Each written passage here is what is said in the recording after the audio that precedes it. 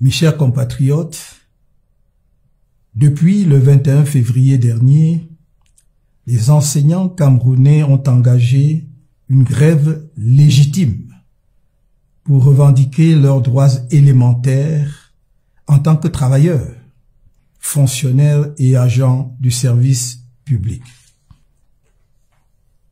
Cette situation qui dure depuis presque un mois est, vis-à-vis des enseignants, humainement insoutenable et profondément injuste sur le plan juridique ainsi que de la citoyenneté républicaine.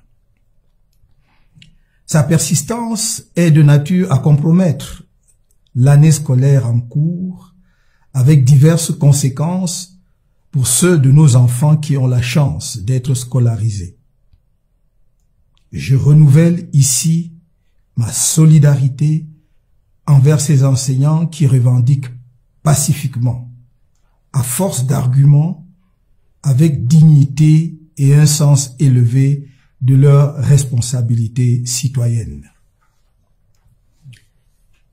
Il s'agit maintenant d'exposer notre contribution à la recherche des voies de sortie de cette crise qui doit interpeller chaque Camerounais indépendamment des affiliations politiques ou des convictions religieuses. Face à chaque crise qui a secoué notre pays, je ne me suis jamais abstenu de faire mes modestes suggestions pour leur résolution pacifique. Et à chaque fois, le pouvoir en place a répondu par son indifférence, voire son mépris, et, à l'occasion, a piqué une idée dans un ensemble cohérent, sans obtenir le résultat escompté, et pour cause. Se taire, notamment face à la crise actuelle, serait donner l'impression incorrecte aux Camerounais que l'on ne réfléchit pas, ou qu'il n'y aurait pas dans le pays des forces politiques alternatives capables d'apporter des solutions idoines aux problèmes auxquels la nation est confrontée. C'est pourquoi, au lieu d'adresser au pouvoir en place des propositions qui ne recevront aucune attention ou seraient regardées avec condescendance, je préfère vous exposer à vous, chers compatriotes, les mesures que nous aurions prises pour résoudre dans les meilleurs délais possibles la grève des enseignants en cours si nous étions en situation de gouverner.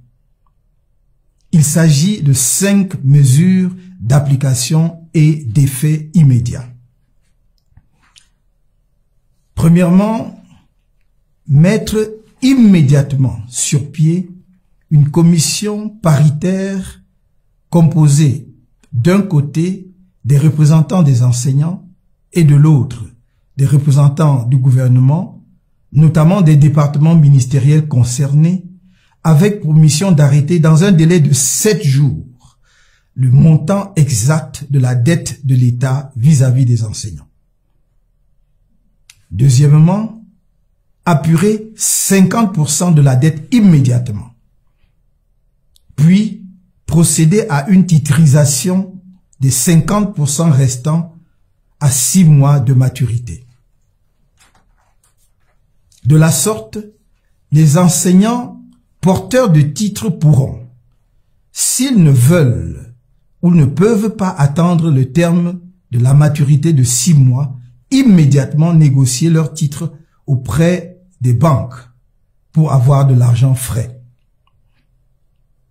Troisièmement, donner un délai de 7 jours à tous les ministères concernés par la situation des enseignants pour intégrer ceux déjà recrutés et en attente d'intégration.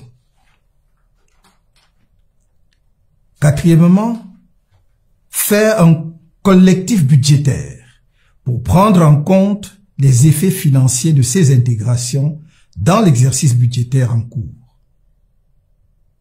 Cinquièmement, pour le suivi de la carrière des enseignants, afin de mettre un terme aux tracasseries administratives, à la pratique dite « aller suivre le dossier à Yaoundé » et à la corruption qui jalonne le circuit, dématérialiser les dossiers des fonctionnaires grâce à un logiciel informatique qui intégrera le profil de carrière tel que nous l'exposions déjà dans notre programme de société lors de la campagne présidentielle de 2018.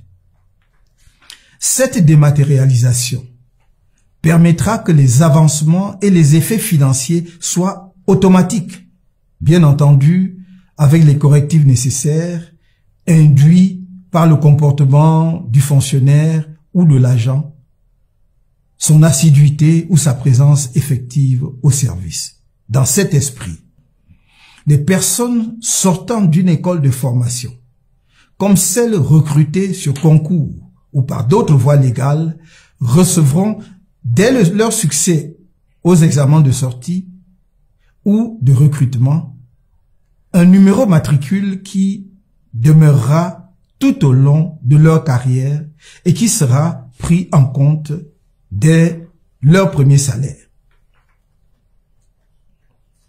De la sorte, l'État aura à tout moment une vue précise du nombre de personnels nouveaux et pourra faire des prévisions de ses dépenses en conséquence.